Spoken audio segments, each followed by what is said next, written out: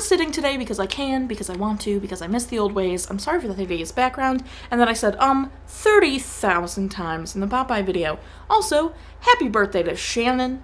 I can't believe we're getting older. Ugh. Also, my cousin Reed and my cousin Audrey just got married, and we wore these at our bachelorette party. So I don't know if you can see it, but oh, you totally can. It says, "I do crew was good in the neighborhood," and they're mini themed because they're going to Disney World on their honeymoon. Isn't that so cool? Okay, let's get started.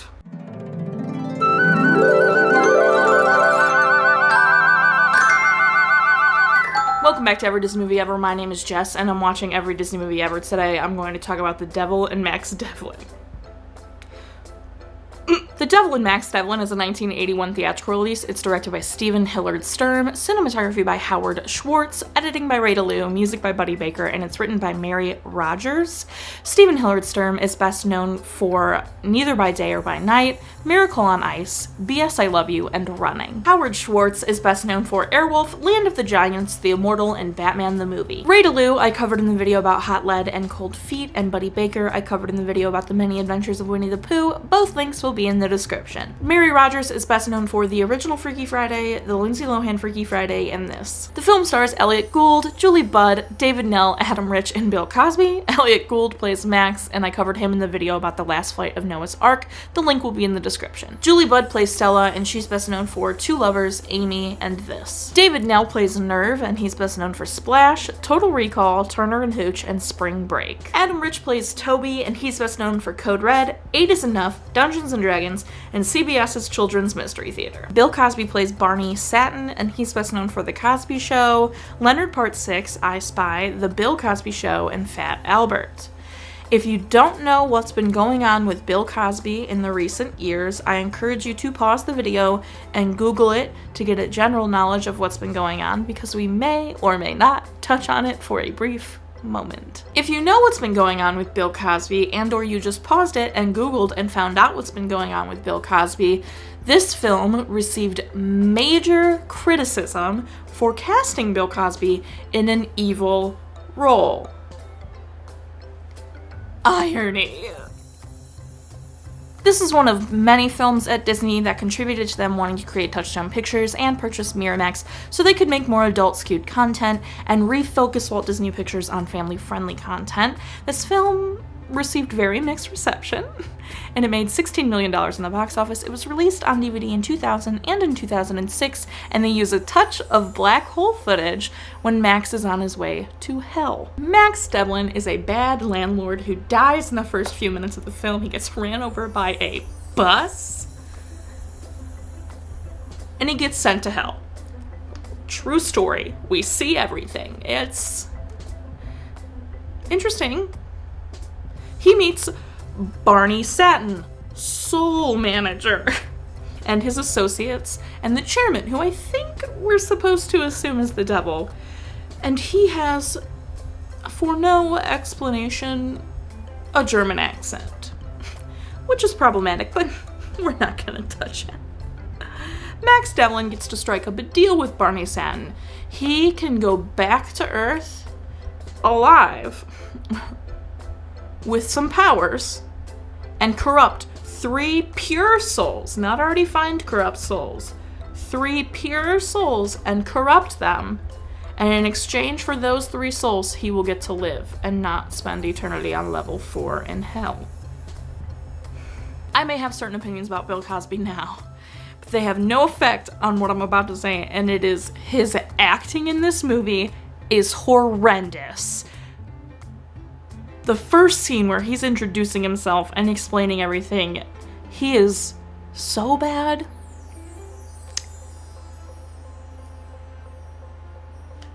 Also, the ADR in this movie is embarrassing. Disney should be ashamed of themselves. It is embarrassing ADR. It doesn't match up to their lips at all. Who was ever in charge of looping and dealing with that was terrible. Let's move on. There are a couple moments in this movie that I like, and then the rest is garbage, in my opinion. The two songs Stella sings, I actually really love. The last one she sings, that she sings only once, right at the end of the film, is incredible. It gave me goosebumps. I thought it was so good. And then there's a couple jokes where Max says God and Barney says, I wish you wouldn't say that, which I thought was actually quite funny and quite a fun like little play on the fact that it's dealing with hell, and they're like, please don't say God in our presence, because he's our enemy or whatever.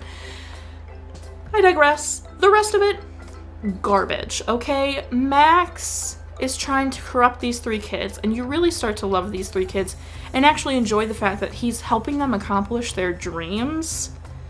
And in doing that, it also makes you hate Max a little bit more because you know he's doing it because he just wants to get them to sign these contracts to sell their souls so he can live. So it's a very selfish situation. And Max only redeems himself in the last like 10 to 5 minutes of the film, which is not what I expected. I thought Max was going to change his mind before even having the kids sign the contracts. I thought he was just going to self-sabotage himself. That was terrible. Sabotage himself and not have them sign the contracts and just give up his life. But that's not what happened. He went all the way to getting all three of them to sign the contracts. And they immediately just became like little turd sandwiches. And just, it made me mad that I went all the way to having them sign the contracts instead of having him learn his lessons before. It's when he sees how corrupted they are that he changes his mind. And that isn't great to me. I wish he, like, loved them enough already to not want to corrupt them at all. You know what I mean? Like, I wish he had helped them accomplish their dreams, saw how happy they are. I can't speak.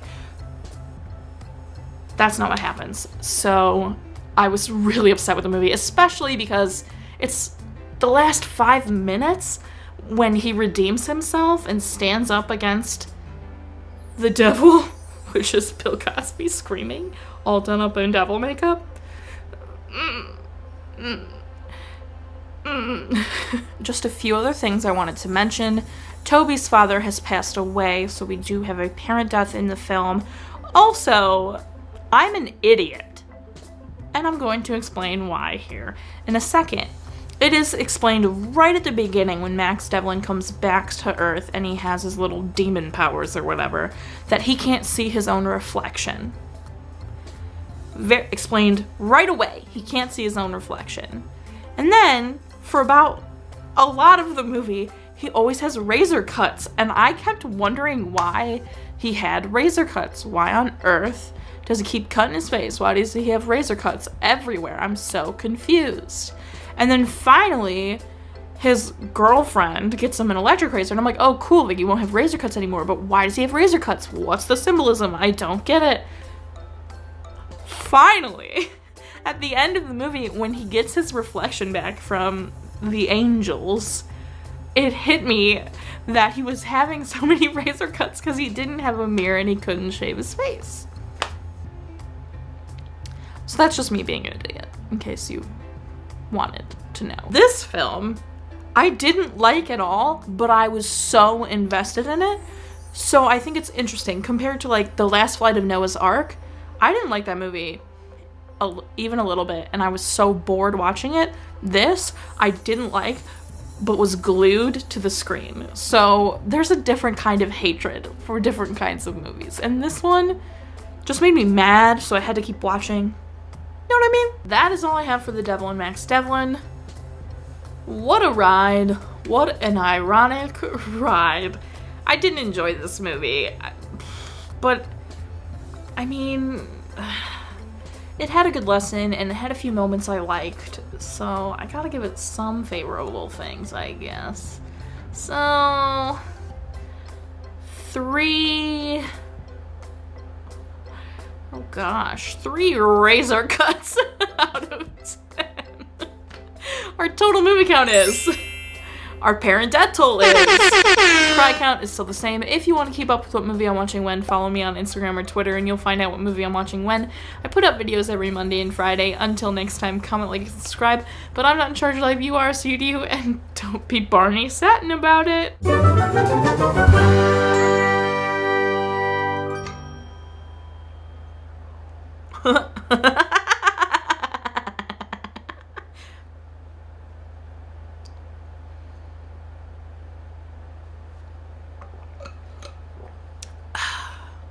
Okay. I don't know what that was. I'm so sorry.